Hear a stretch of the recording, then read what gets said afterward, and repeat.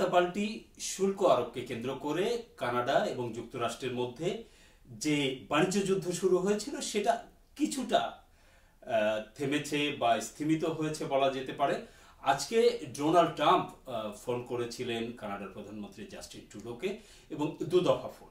এই দুদফা ফোনে যেটা হয়েছে সেটা হলো যে এই 25% শুল্ক দুই দেশেই 1 মাসের জন্য স্থগিত করেছে। আসলে কোন পরিপ্রেক্ষিতে কেন ডোনাল্ড ট্রাম্প জাস্টিন ট্রুডোকে ফোন করলেন এ নিয়ে আমরা কথা বলবো ক্লাইমেট চ্যানেলে।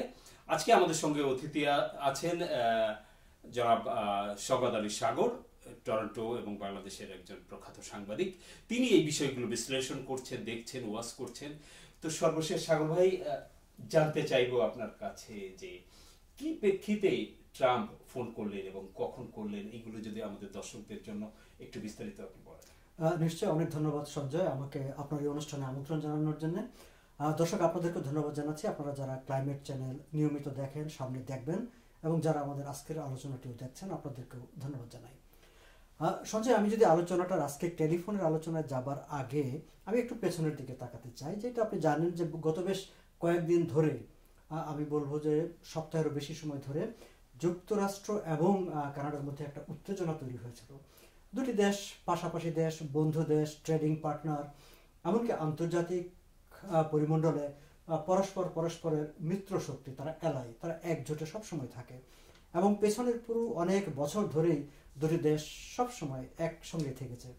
সেখানে হঠাৎ করে ডোনাল্ড ট্রাম্প প্রেসিডেন্ট হিসেবে নির্বাচিত হবার পর, এমনকি দায়িত্ব গ্রহণের আগ থেকে তিনি ঘোষণা দিয়ে বসেছেন যে তিনি কানাডিয়ান প্রোডাক্টের উপর 25% ট্যারিফ আরোপ করবেন। কানাডা থেকে আমরা দেখেছি যে জাস্টিন ট্রুডো এই ঘোষণার পরেই ফ্লোরিডায় গেছেন, চেষ্টা করেছেন, কিন্তু সেটা খুব নেগেটিভ অ্যাপ্রোচ নিয়ে। হ্যাঁ, ডোনাল্ড ট্রাম্প যে খুব বেশি পজিটিভলি সেটি নিয়েছেন তেমন নয়। এমনকি গত কয়েকদিন ধরে, যেহেতু এটি মানে তিনি ঘোষণা করবেন এরকম একটি 1 ফেব্রুয়ারি থেকে তিনি অ্যানাউন্সমেন্ট করবেন এরকম একটি কথা আগে থেকে ছিল। ফলে তিনি তার আগে থেকে জাস্টিন ট্রুডো টেলিফোনে দিনের পর দিন ডোনাল্ড ট্রাম্পের সঙ্গে কথা বলার চেষ্টা করেছেন, এবং ডোনাল্ড ট্রাম্প কিন্তু জাস্টিন ট্রুডোর সঙ্গে কথা বলেননি, রেসপন্স করেনি। এবং রেসপন্স না করে তিনি অনেকটা একতরফাভাবে তার যে ট্যারিফের যে সিদ্ধান্ত, সেই ট্যারিফটা ঘোষণা দিয়ে দিয়েছেন। ফলে বাধ্য হয়ে কানাডা পাল্টা ঘোষণা দিয়েছে। তারাও 25% ট্যারিফ ঘোষণা করেছে, এবং এনার্জি সেক্টরের কিছু প্রোডাক্টের উপর 10%। কানাডা পাল্টা স্পেসিফিক টার্গেটেড, কানাডা কিন্তু যে কাজটি করেছে, তারা কতগুলো প্রোডাক্ট তারা 3 ধাপে কাজটি করবে বলে ঘোষণা দিয়েছে। প্রথম ধাপে তারা প্রায় $30 বিলিয়ন যে ইম্পোর্ট হয়ে আসে আমেরিকা থেকে, তার উপর তারা ট্যারিফের ঘোষণা করেছে। এই প্রোডাক্টগুলোর একটা বড় মার্কেট কানাডা, এবং একটা পলিটিক্যালি সেনসিটিভ। যেমন যে অরেঞ্জ জুসটা আসে সেটা হয় ফ্লোরিডা থেকে। ফ্লোরিডা হচ্ছে ডোনাল্ড ট্রাম্পের রাজনীতির খুবই মানে গুরুত্বপূর্ণ একজন কংগ্রেসম্যান, তার নির্বাচনী এলাকা। ফলে ওটি যখন ক্ষতিগ্রস্ত হয় তখন তার নির্বাচনী এলাকায় এক ধরনের প্রতিক্রিয়া হয়, এবং তার নির্বাচনী এলাকায় প্রতিক্রিয়া হলে কংগ্রেসম্যানকে তার জবাবদিহি করতে হয়, এবং কংগ্রেসম্যান এসে সঙ্গত কারণে ট্রাম্পের সঙ্গে কথা বলবেন। ফলে কানাডা আসলে ঠিক পলিটিক্যালি সেন্সিটিভ কিছু প্রোডাক্টকে বেছে নিয়ে তারা তার উপর আরোপ করেছে। এবং শুধু তাই না, তারা বলেছে যে আমরা এখন এটুকু করলাম, সামনে আরো করব। ডোনাল্ড ট্রাম্প যদিও তিনি বলেছিলেন যে কানাডা যদি পাল্টা ব্যবস্থা নেয় তাহলে আমি ট্যারিফ বাড়িয়ে দেব, কিন্তু কানাডা কিন্তু পাল্টা ট্যারিফ যখন আরোপ করলই। এবং মজার ব্যাপার হচ্ছে যে Canadian prime minister Justin Trudeau tariff ঘোষণার, পাল্টা ব্যবস্থা নেওয়ার যে ঘোষণাটা তিনি যখন দেন এবং তিনি যখন বক্তৃতা করেন, তিনি তার বক্তৃতাটা শুরু করেছিলেন আমেরিকানদের উদ্দেশ্যে কিছু কথাবার্তা বলে, এবং তারপর তিনি তার যেই সিদ্ধান্ত, সেই সিদ্ধান্ত তিনি ঘোষণা করেছেন, এবং তিনি ক্যানাডিয়ানদের উদ্দেশ্যে বক্তব্য রেখেছেন, এবং ক্যানাডিয়ানদেরকে তিনি অ্যাপিল করেছেন, আবেদন জানিয়েছেন যেন ক্যানাডিয়ানরা ক্যানাডিয়ান প্রোডাক্ট কিনতে শুরু করে। এমনকি তারা বেড়াতে যাওয়ার জন্য, ভ্যাকেশন করার জন্য যেন আমেরিকান ডেস্টিনেশনটাকে অ্যাভয়েড করে ক্যানাডিয়ান ডেস্টিনেশনে যায়। অনেকটা আমরা যেভাবে বলি যে পণ্য বয়কট, তিনি হয়তো এই শব্দটা ব্যবহার করেন নাই, কিন্তু ইমপ্লিকেশনটা তাই।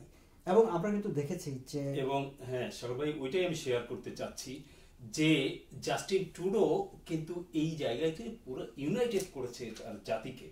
ক্যানাডিয়ানরা ইউনাইটেড হয়েছে এবং ক্যানাডিয়ান পলিটিক্স এখানে এক হয়েছে। সব রাজনৈতিক দলগুলো এক হয়েছে যে ট্রাম্প যে থ্রেট করেছে, থ্রেটের বিরুদ্ধে আমাদের দাঁড়াতে হবে।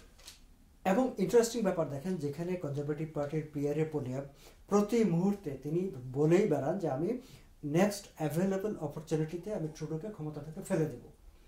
যার সকালবেলা ঘুম ভাঙে ট্রুডোকে ক্ষমতা থেকে ফেলে দেওয়ার স্বপ্ন নিয়ে, যিনি ঘুমাতে যান ট্রুডোকে ফেলে দেওয়ার স্বপ্ন নিয়ে, সেই পিয়ারে পোলিয়াম পর্যন্ত কিন্তু এই একটা জায়গায় এসে তিনি সমর্থনের হাত বাড়িয়ে দিয়েছেন। তিনি বলছেন যে কানাডার স্বার্থ সবার আগে, কানাডা ফার্স্ট। আবার আমরা যদি দেখি যে লিবারেল পার্টির এখন একটা লিডারশিপ রেস চলছে, 5-6 জন ক্যান্ডিডেট তারা হতে চাচ্ছেন, এক একজন প্রার্থী, তারা সবাই মিলে একসাথে বসে আলোচনা করে তারা কিন্তু একটা জয়েন্ট স্টেটমেন্ট করেছে। ফলে হয়েছে কি জাস্টিন ট্রুডোর পক্ষে, ফলে হয়েছে যে পুরো কানাডা, আমরা এর আগে সঞ্জয় আপনার নিশ্চয় মনে আছে যে জাস্টিন ট্রুডো পদত্যাগের ঘোষণা দিয়েছেন, এগুলো আমরা জানি। কিন্তু ট্রুডোকে নিয়ে যে তুমুল সমালোচনা, যে ট্রুডো ফেল করেছেন, দেশ চালাতে পারছেন না, অর্থনীতিকে তিনি ক্ষতিগ্রস্ত করে ফেলেছেন, ঠিক এরকম একটা সমালোচনার মুখে ট্রুডো হঠাৎ করে এসে একটা ঝাঁকুনি দিয়ে পুরো কানাডাকে এক শুধু করে ফেলেছেন। তাই না, তার যে একটা অসাধারণ একটা চমৎকার লিডারশিপ আছে, একটা ডাইনামিক লিডারশিপ আছে, তিনি সেটিও এখানে দেখিয়েছেন। আমি আপনাকে আরেকটা রেফারেন্স দিতে পারি। আমি আমাদের এই আসনের যে এমপিপি ডলি বেগম, তার নির্বাচনী ক্যাম্পেইন ছিল, সেই ক্যাম্পেইনে আমি গেছিলাম। তো ওখানে যে আমি দেখেছি যে ক্যাম্পেইনে লিবারেল পার্টির অন্টারিও যে প্রেসিডেন্ট মেরিট স্টার্লস, উনি বক্তব্য শুরুই করেছেন যে আমরা ট্রাম্পের থ্রেটের বিরুদ্ধে লড়ব, এবং ওখানে তিনি লড়ছেন হলো এই কানাডার যে কারেন্ট প্রিমিয়ার ডগ ফোর্ডের এগেনস্টে, কনজারভেটিভের ডগ ফোর্ডের এগেনস্টে। কিন্তু ডগ ফোর্ড যে নীতিতে আছে যে ওই থ্রেটের এগেনস্টে, শুল্কর এগেনস্টে তার যে ইনিশিয়েটিভ, সেই ইনিশিয়েটিভকে তিনি সমর্থন করছেন, কিন্তু বলছেন যে ডগকে ভোট দেন না, ভোট আমাকে দেন, আমি প্রিমিয়ার হব। তার মানে পুরা দেশ, পুরো পলিটিক্যাল পার্টিগুলো এক হয়েছিল। হ্যাঁ, এটা একটা অভূতপূর্ব বিষয়। সঞ্জয়, আমরা যদি ঠিক সেই আবার আগের জায়গাটা আমরা ফিরে যাই, আপনার যে প্রশ্নটা ছিল যে কোন প্রেক্ষিতে ডোনাল্ড ট্রাম্প গত কয়েকদিন ধরে জাস্টিন ট্রুডোর ফোন ধরছিলেন না, কথা বলছিলেন না, তিনি নিজে থেকে কেন আবার কথা বলতে আসলেন এবং দুইবার কথা বলতে আসছে। এই যে আপনি এতক্ষণ যে কথাগুলি বললেন বা আমি যে কথাগুলো আমরা যে আলোচনা করলাম এতক্ষণ ধরে, যে পুরো কানাডা এক হয়ে গিয়েছে এবং ইউনাইটেড হয়ে গিয়েছে, এবং কানাডা যে পাল্টা একটা ব্যবস্থা, পলিটিক্যালি সেনসিটিভ কিছু ইনিশিয়েটিভ নিয়েছে, তার একটা ইম্প্যাক্ট কিন্তু আমেরিকাতে হয়েছে, এবং এটি নিয়ে নানা দিক থেকে একটা চাপও তৈরি হয়েছে। এই চাপের ক্ষেত্রে একটা আরো কিছু রেফারেন্স আমি দিতে পারি। আপনি এই চাপের, বিশেষ করে ট্রুডো যে পাল্টা থ্রেট করেছে, তার রিয়াকশন কি হয়েছে আমরা দর্শকদের জন্য বলতে পারি, সরাসরি হয়তো সবাই জানেন না। যে ট্রুডো যে আবেদন জানিয়েছিল যে আমেরিকান প্রোডাক্ট বয়কট করুন, কানাডিয়ান প্রোডাক্ট কিনুন, তার প্রতিক্রিয়া হিসাবে মার্কেটে ওয়ালমার্টকে বলা হয় আমেরিকান প্রতিষ্ঠান, তারপরে কস্কো, তারপরে এলসিবিওর যে প্রোডাক্ট, মদের প্রোডাক্ট, বা আরো এরকম অনেক ফুড আইটেম যেগুলো আমেরিকান প্রোডাক্ট, সেগুলো একদম মার্কেটে 2 দিনের মধ্যে চরম প্রতিক্রিয়া তৈরি হয়েছে। অনেক শেলফ থেকে নামিয়ে ফেলেছে কানাডিয়ান প্রোডাক্ট, এবং এইটার একটা মেসেজ নিশ্চয়ই ডোনাল্ড ট্রাম্পের কাছে গেছেন, কারণ হলো ব্যবসায়ীরা তো ট্রাম্পকেই বলবে, উনি নিজেও ব্যবসায়ী এবং তার ব্যবসায়ীদের সঙ্গে সম্পর্ক, মানে সব মিলিয়ে তার কাছে সেই বার্তাটি ছিল, যেই কারণে তিনি রোববার বিকালে তিনি খবর পাঠিয়েছেন যে তিনি সোমবার সকালে জাস্টিন ট্রুডোর সঙ্গে কথা বলবেন। তিনি সোমবার সকালে জাস্টিন ট্রুডোর সঙ্গে কথা বলেছেন, তিনি মেক্সিকোর প্রেসিডেন্টের সঙ্গে কথা বলেছেন, এবং মেক্সিকোর প্রেসিডেন্টের সঙ্গে তার যে আলাপটা, সকালবেলার আলাপটাই তার সাকসেসফুল হয়েছে, কারণ তিনি মেক্সিকোর উপর 25% ট্যারিফ আরোপ করেছিলেন, দুঃখিত, সেটি 30 দিনের জন্য স্থগিত করা হয়েছে। কিন্তু জাস্টিন ট্রুডোর সঙ্গে তার যে কথাবার্তা হয়েছে, যে টেলিফোন সংলাপ, সেটি আসলে সকালবেলার আলোচনাটি সাকসেসফুল হয়নি।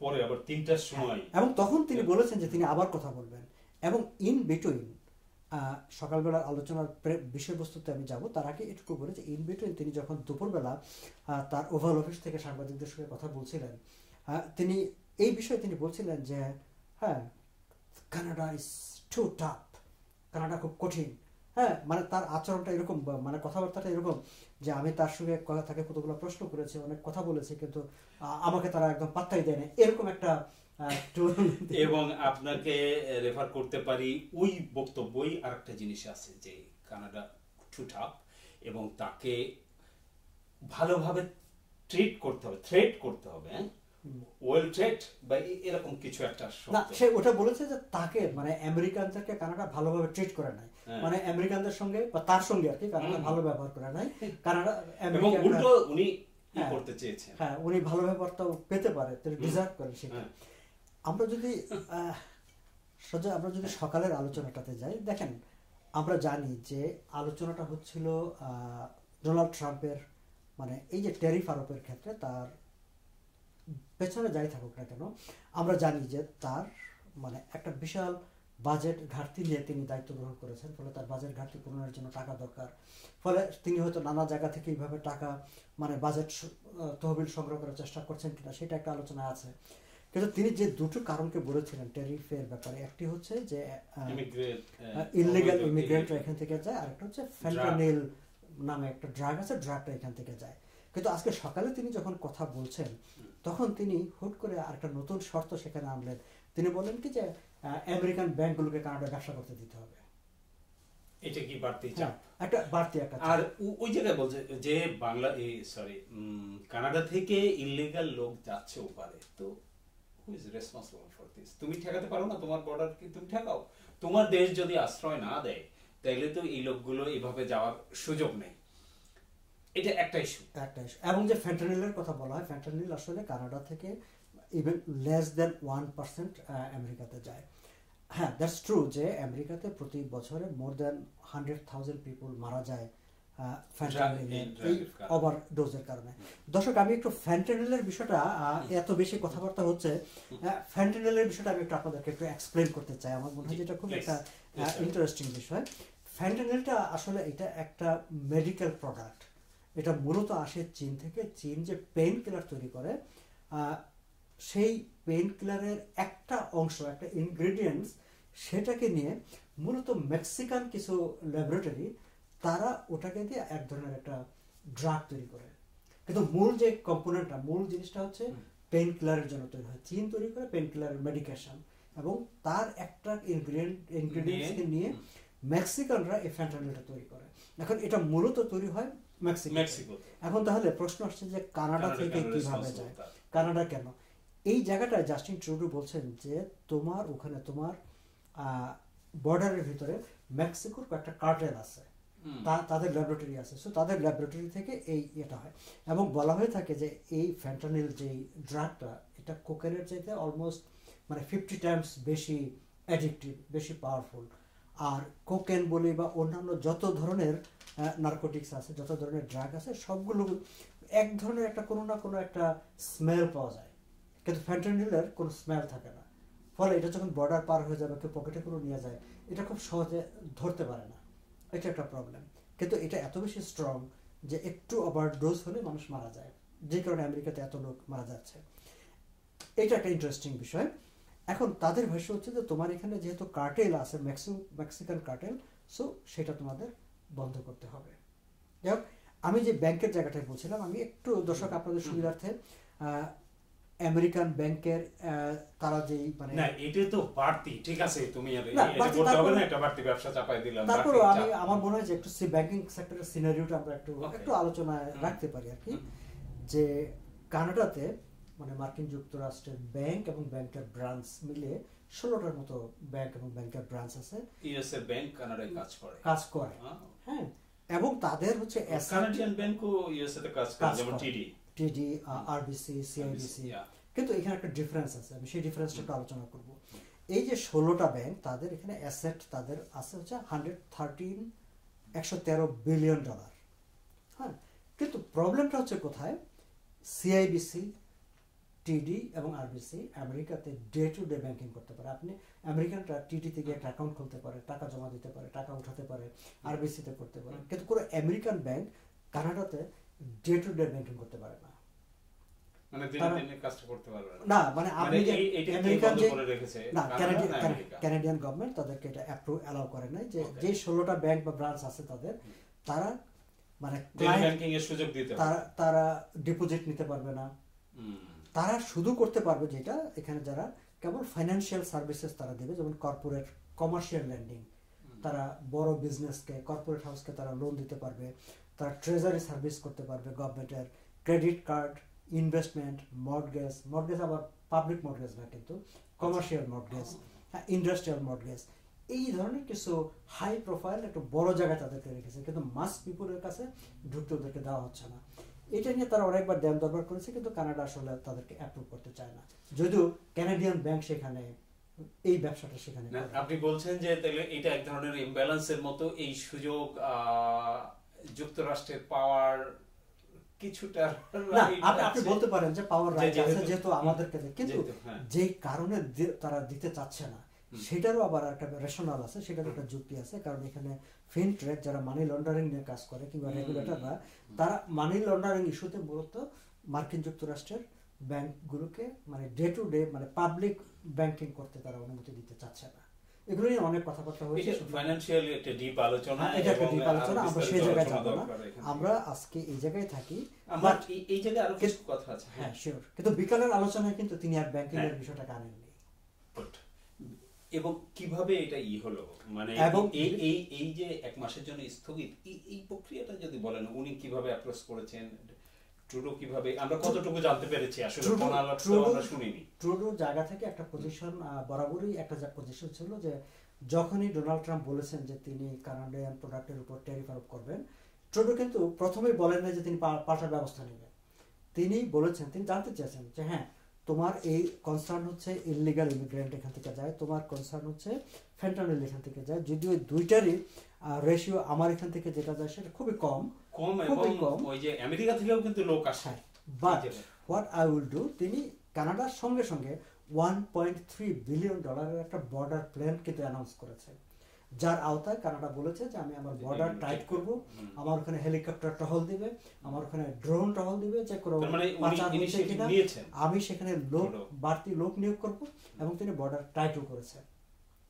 এত কিছু করার পরেও $1.3 বিলিয়ন এই যে বর্ডার প্ল্যান, যেটা কানাডিয়ান গভর্নমেন্টের উপর রেসপন্স করে নাই, না তিনি রেসপন্স করেন নাই, তিনি তার জায়গায় তিনি থেকেছেন, তিনি একরকম অনেকটা মানে একতরফা ভাবে অনেকটা জোর করে তিনি অ্যানাউন্সমেন্ট করে দিয়েছেন।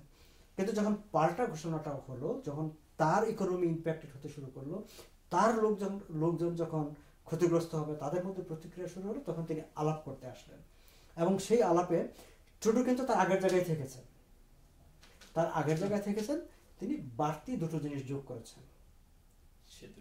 বাড়তি দুটো জিনিসের মধ্যে প্রথমত সেই $1.3 বিলিয়ন যে ইয়াটা সেটা থাকবে, ওকে বর্ডার প্ল্যান সেটা এক্সিকিউট হবে। সেই এক্সিকিউটের মধ্যে তিনি বলেছেন যে আরেকটু এলাবোরেট করেছেন যে ওকে ফাইন, আমি 10,000 ফ্রন্টলাইন পিপল ওখানে অ্যাপয়েন্ট করে দেবো, যারা ক্যানাডিয়ান, যারা বর্ডারটাকে পাহারা দিবে সবসময়, আমি 10,000 নতুন লোক ওখানে নিয়ে নিব, সেটা তিনি বলেছেন। তিনি বলেছেন ওকে ফাইন, আমি আর একটা ইন্টেলিজেন্ট ডিরেক্টরেট করবো, it will cost me $200 million, but আমি একটা গোয়েন্দা দপ্তর করব যারা পুরো বর্ডারের উপর দেখভাল করবে, নজরদারি করবে। এটি কানাডা থেকে প্রপোজাল। তার প্রসঙ্গক্রমে মনে হয় দর্শকদের বলে রাখা দরকার, সবাই হয়তো এরকম জানেও না, হয়তো কানাডিয়ান বা আমেরিকানরা জানেন যে কানাডা আমেরিকার মধ্যে পৃথিবীর সবচেয়ে দীর্ঘ বর্ডার আছে, এবং এই বর্ডারে কোনো নিরাপত্তা রক্ষী দুই দেশের কোনো পক্ষ থেকেই নাই, যেটা আমরা বাংলাদেশ ভারত বা বাংলাদেশ পাকিস্তান, ভারত পাকিস্তান বা আমাদের বেল্টে আমরা কল্পনা করতে পারি না, কিন্তু ইউরোপে এরকম আছে, নর্থ আমেরিকা বিশেষ করে কানাডার সাথে এবং যুক্তরাষ্ট্রের সাথে আছে, যার কারণে বর্ডারে এই প্রয়োজনগুলো বা এই সংকটগুলো তৈরি হয়েছে। সো আমরা যেটা বলছিলাম যে এখন কানাডা এবং আমেরিকা দুইটা দেশের ইন্টেলিজেন্সের যারা আছে তাদের সমন্বয়ে একটা ইউএস কানাডা টাস্ক ফোর্স গঠন করা হবে এবং এই বর্ডারের জন্য, এবং এই টাস্ক ফোর্সটা সারা বছর 24/7 সপ্তাহের 7 দিন 24 ঘন্টা তারা বর্ডারে অ্যাক্টিভ থাকবে, তারা নজরদারি করবে, এবং এটা হবে দুই দেশের সমন্বয়। হ্যাঁ, এগুলো খুবই কিন্তু আগেও আলোচনা করলে এগুলো হতে পারতো, মানে এই যে $1.3 বিলিয়ন যে বর্ডার প্ল্যান, সেই প্ল্যানের মধ্যে এমনি কথা বলে এর জন্য এই হুমকি দেওয়া দরকার ছিল না, দরকার ছিল না। এর বাইরে যেটা আমার কাছে নতুন মনে হয়েছে, খুব ইন্টারেস্টিং দুটা জিনিস, একটা হচ্ছে ফ্যান্টানিল জার বলে একটা নতুন পদ তৈরি করে ফ্যান্টানিল জার অ্যাপয়েন্টমেন্ট দেওয়া। আচ্ছা, এই জার শব্দটা সঞ্জয় আপনি যদি রাশিয়ান লিটারেচার পড়ে থাকেন তাহলে আপনি জানেন যে এটা মূলত রাশিয়াতে একসময় যারা মানে এম্পায়ার, ডিক্টেটর, ক্ষমতাসীন, হ্যাঁ, তাদেরকে জার বলা হতো। সেটা একটা এক একটা অংশের বা কোনো একটা শহরের জার।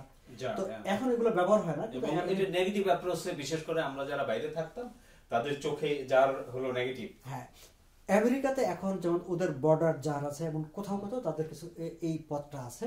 সো এটা ট্রাম্পের প্রস্তাব যে তোমার এখানে একটা ফ্যান্টানিল জার নিয়োগ দিতে হবে।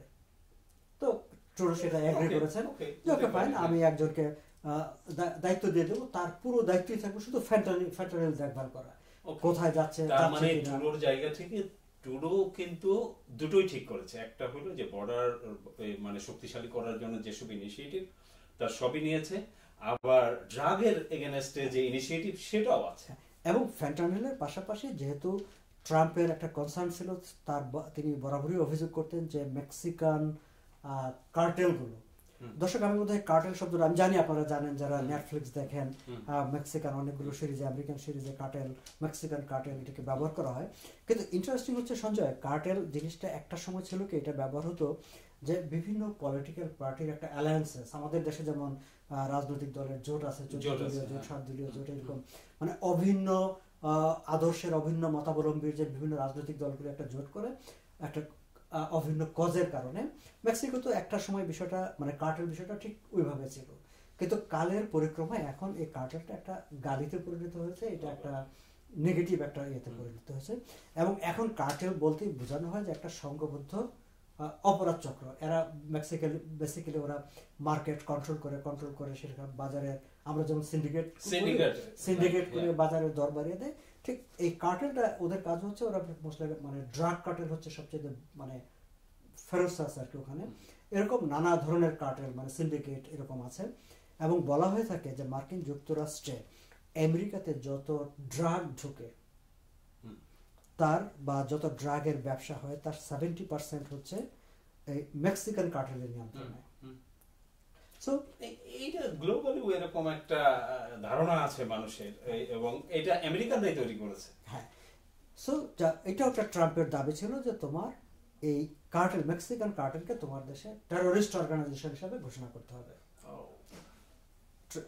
ট্রুডো এগ্রি করেছেন, ফলে একটা ফ্যান্টানিল জার অ্যাপয়েন্টমেন্ট এবং মেক্সিকোর যে কার্টেলকে টেররিস্ট অর্গানাইজেশন ঘোষণা করা, এই দুটি হচ্ছে নতুন নিয়ম মানে সংযোজন। এর বাইরে $1.3 বিলিয়ন তার যে বর্ডার প্ল্যান, সেই বর্ডার প্ল্যানের আওতায় মানে বর্ডারের সিকিউরিটি এনহান্স করা, সেখানে বল নিয়োগ করা, সেখানে 24 আওয়ার্স নজরদারি করা, গোয়েন্দা নজরদারি বাড়ানো, এই সব কিছু মিলিয়ে একটা পরিকল্পনা। আমরা একদিকে দেখলাম যে সবই ট্রুডো করলো, কিন্তু জাস্টিন ট্রাম্প বা আমেরিকার তরফ থেকে আসলে কি ইনিশিয়েটিভ নেওয়া হয়েছে? না, এখানে কিন্তু আমেরিকার থেকে ইনিশিয়েটিভ নেওয়ার কিছু নাই, এই কারণে যেহেতু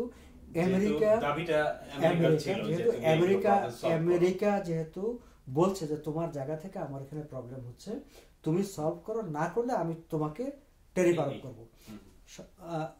সঞ্জয়, ট্যারিফ আরোপটা কিন্তু করাই হয়, কতগুলো কারণ আছে। ট্যারিফটা কিন্তু আমরা যে ট্যাক্স যেটা বলি, ট্যাক্স করে কি গভর্নমেন্ট তার ইন্টারনাল গভর্নমেন্ট করে, কানাডা গভর্নমেন্ট কানাডিয়ান প্রোডাক্টের উপর ট্যাক্স করবে। কিন্তু যখন বাইরের দেশ থেকে করে বা এই দেশ আরেকটা দেশকে করে, এটা মোস্টলি করা হয় দুইটা কারণে। একটা করা হয় হচ্ছে ওই দেশের প্রোডাক্ট যাতে এই দেশে ঢুকতে না পারে, ব্যারিয়ার তৈরি করার জন্য, অথবা কোনো রাজনৈতিক সমস্যা তৈরি হলে তা অন্য দেশকে পানিশমেন্ট করার জন্য। অথবা ট্যারিফের অনেক সময় করা হয় যে এটা মিনিমাম যে প্রফিট শেয়ারের জন্য হয়তো একটা লামসাম হতে পারে, কিন্তু মোস্টলি এইরকম ফিগারে কিন্তু এই ধরনের ট্যারিফ মোস্টলি করাই হয় হচ্ছে পলিটিক্যাল কারণে, মানে আইদার যে তার প্রোটেকশন দেওয়ার জন্য নিজেদের মার্কেটকে, ওর অন্য কোনো দেশকে পানিশমেন্ট দেওয়ার জন্য। এবং এইখানে বেসিক্যালি হয়েছে পানিশমেন্ট দেওয়ার জন্য। কিন্তু ক্যানাডিয়ান বিশ্লেষকরা বলছে, বা জাস্টিন ট্রুডো নিজে একাধিকবার বলছেন যে he has something else in his mind, যে সে অন্য কিছু নিয়ে নেগোসিয়েশন করতে চায়, যার কারণে সেটি করছে। এবং আমরা দেখলাম যে আজকে সে ব্যাংকের প্রসঙ্গ নিয়ে আসছে, হয়তো 30 দিনের মধ্যে আরো নতুন কোনো বিষয় নিয়ে আসবে। এখন আমি এই জায়গায় আসতে চাই যে ডোনাল্ড ট্রাম্প যেসব দাবি করেছিলেন সেসব দাবির প্রায় সবই ট্রুডো মেনে নিয়েছেন বা ইনিশিয়েটিভ নেবেন বলেছেন। তার প্রেক্ষিতে দুই দেশই 1 মাসের জন্য শুল্ক আরোপ বন্ধ রেখেছেন। মানে হোয়াট ইজ দ্য ফিউচার, 1 মাস পরে আসলে কি হতে যাচ্ছে? তাইলে তো ফলাফল যা হচ্ছে, ফলাফল অনুযায়ী তাইলে তো এটা দীর্ঘমেয়াদেই বন্ধ হয়ে যাওয়ার কথা, কিন্তু আসলে কি হবে? না, অবশ্যই কারণ হচ্ছে যে রিয়েলিটি হচ্ছে যে কানাডা এবং আমেরিকা একটি দেশ আরেকটি দেশকে চটিয়ে, আমি যদি আজকে যে বব রে জাতিসংঘে কানাডার প্রতিনিধি বব রের একটা বক্তব্য আমি শুনছিলাম, তিনি বলছেন don't come to mess with Canada, মানে কানাডার সঙ্গে লাগতে এসো না। মানে আমি যদি আমাদের মানে একদম বাংলা ল্যাঙ্গুয়েজে যে কানাডার সঙ্গে লাগতে এসো না, সেটা তোমার জন্য ভালো হবে না। সো বেসিক্যালি এরকম একটা বার্তা কিন্তু ডোনাল্ড ট্রাম্পকে দেওয়া গেছে যে কানাডা সবসময় ঠান্ডা থাকে, শান্ত থাকে, ঠিক আছে, বাট কিন্তু এর অর্থ কানাডাকে তো লাগতে এসো না। সঞ্জয়, আমি এই জায়গাটায় আপনি খেয়াল করে থাকবেন যে জাস্টিন ট্রুডো যেদিন বক্তৃতাটা দেন, যে বক্তৃতায় তিনি 25% ট্যারিফ আরোপের ঘোষণা দিয়েছেন, আপনি যদি সেই বক্তৃতাটা খেয়াল করেন, আমি শুরুতে দর্শক আমি বলেছিলাম যে তিনি অ্যাপ্রোচ শুরুটা করেছেন ক্যানাডিয়ানদের উদ্দেশ্যে একটা বক্তব্য দিয়ে শেষ করেছেন, শুরুটা করেছেন আমেরিকানদের উদ্দেশ্যে বক্তব্য দিয়ে, শেষ করেছেন কানাডিয়ানদের উদ্দেশ্যে বক্তব্য দিয়ে। আমেরিকানদের উদ্দেশ্যে তিনি যে বক্তৃতাটা দিয়েছেন সেখানে তিনি কিন্তু 1961-এ আমেরিকান পার্লামেন্টে জন এফ কেনেডির একটা বক্তৃতা, সেটাকে তিনি ব্যবহার করেছেন এবং সেই বক্তৃতাতে তিনি বলেছিলেন যে এই যে কানাডা এবং আমেরিকা, এই যে তার যে প্রকৃতি আমাদেরকে পাশাপাশি এনে দিয়েছে, আমাদেরকে প্রতিবেশী বানিয়েছে, আমাদের প্রয়োজন, আমাদের চাহিদা আমাদেরকে প্রতিবেশী বানিয়েছে, হ্যাঁ, আমাদেরকে আন্তর্জাতিক মণ্ডল আমাদের পরস্পরের অংশীদার বানিয়েছে। এবং আজকেও জাস্টিন ট্রুডো যেটা বলেছে, আমি জায়গাটা একটু শেষ করি, হ্যাঁ, আমাদেরকে বন্ধু বানিয়েছে, প্রতিবেশী বানিয়েছে, সঙ্গী বানিয়েছে, কিন্তু ওই লাইনটার শেষ আরেকটা লাইন ছিল জন এফ কেনেডির বক্তৃতার, আরো একটা লাইন ছিল যে লাইনটা ট্রুডো তার বক্তৃতা ব্যবহার করেন নাই। সেই লাইনটা হচ্ছে আমার কাছে ইন্টারেস্টিং, কিন্তু আমেরিকানরা সেটা জানে। তিনি আমেরিকানদের উদ্দেশ্যে বলছে যে হ্যাঁ, নেচার, প্রয়োজন আমাদেরকে বন্ধু বানিয়েছে, সঙ্গী বানিয়েছে, আমাদেরকে একসাথে করে দিয়েছে, কিন্তু পরের লাইনটা ছিল কোনো ব্যক্তির কারণে আমাদের সেই সম্পর্ক, আমাদের সেই ভালোবাসা যেন নষ্ট না হয়ে যায়। সেই কথাটুকু জাস্টিন ট্রুডো উল্লেখ করেন নাই, কিন্তু আমেরিকানরা জানে এবং আমেরিকানরা আসলে সেই বার্তাটাই নিয়েছে, সেই মেসেজটাই নিয়েছে যে হ্যাঁ, ডোনাল্ড ট্রাম্পের কারণে যেন আমাদের সম্পর্ক, বন্ধুত্ব নষ্ট না হয়ে যায়। আবার এই বক্তৃতাটা যখন তিনি শেষ করেছেন, সেখানে কিন্তু তিনি শেষ করেছেন লং লিভ কানাডা, তিনি ফ্রান্সে এই কথাটা বলেছেন এবং তিনি কিন্তু আসলে জন ক্রিস্টিয়ান, কানাডার সাবেক প্রাইম মিনিস্টার, এইটা তিনি ব্যবহার করেছিলেন একটা সময়, আই থিঙ্ক 2003-তে যখন আমেরিকা ইরাক আক্রমণ করে, এবং সেই সময় জন ক্রিস্টিয়ান জর্জ বুশের সঙ্গে সাড়া দিয়ে, তার আহ্বানে সাড়া দিয়ে ইরাক আক্রমণে অংশগ্রহণ করতে অস্বীকৃতি জানিয়েছিলেন এবং তিনি যে আমেরিকার সঙ্গে ইরাক আক্রমণে অংশগ্রহণ করবেন না সেটি জানানোর জন্য, ঘোষণা দেওয়ার জন্য যে বক্তৃতাটা দিয়েছিলেন, সেই বক্তৃতাটা শেষ করেছিলেন লং লিভ কানাডা বলে। এবং তারপর থেকে এই লং লিভ কানাডা, এটা এক ধরনের একটা লেজেন্ডারি ওয়ার্ড হিসেবে কানাডাতে একটা প্রতীকী শব্দ হিসেবে ব্যবহৃত হয়। সো জাস্টিন ট্রুডো যখন এই কথাটি বলেছেন, তিনি একই সঙ্গে ওই বার্তাটাই দিতে চেয়েছেন যে আমরা আগেও তোমাদেরকে বাদ দিয়ে একা থেকেছি আন্তর্জাতিক, আমরা এখনো তোমাদের সঙ্গে একা থাকবো।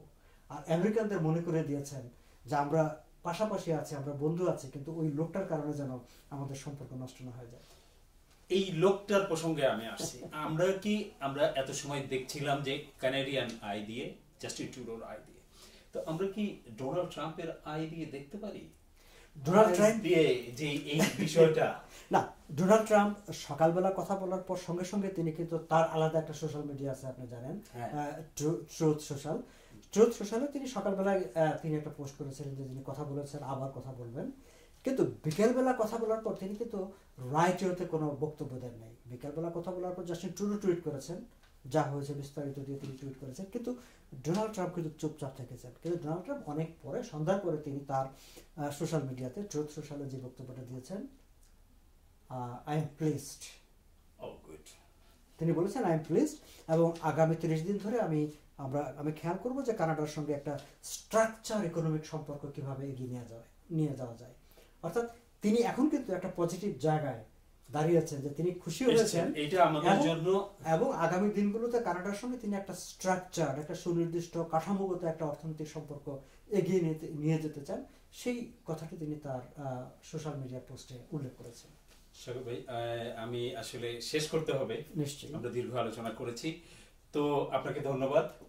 আর কানাডা এবং বাংলাদেশের দর্শকদের জন্য বলতে চাই যে কানাডা এবং যুক্তরাষ্ট্রের দর্শকদের জন্য বলতে চাই যে এই দুই দেশের অধিবাসীরা পরস্পর একে অপরের সুখে দুঃখে সারা জীবন ধরে, দীর্ঘ সময় ধরে থেকেছে। এবং আমি যদি বলি, বাংলাদেশি ক্যানেডিয়ান এবং বাংলাদেশি আমেরিকান, তারাও কিন্তু একে অপরের আত্মার সাথে সম্পর্কিত। তারাও চায় যে একজন আমেরিকান বাংলাদেশি যেন সংকটে না পড়েন, আবার আমেরিকান বাংলাদেশি চান যেন একজন বাংলাদেশি ক্যানাডিয়ান সংকটে না পড়েন। সেই জন্য আমরা চাইব রাষ্ট্রপ্রধানরা বা কোনো কোনো ব্যক্তি যতই বিরোধের চেষ্টা করুক, ক্যানাডিয়ান এবং আমেরিকানরা, এই অধিবাসীরা এক থাকবেন, এক হয়ে তাদের দেশের জন্য এবং একে অপরের ভালো এবং পজিটিভ দিক নিয়ে এগিয়ে যাবেন। তো ক্লাইমেট চ্যানেল দেখতে থাকুন সর্বশেষ খবরগুলো আমরা জানাতে থাকবো। সাগর ভাই, আপনাকে আবারও ধন্যবাদ জানাচ্ছি। আপনাকে অনেক ধন্যবাদ। দর্শক, আপনাদেরকে ধন্যবাদ।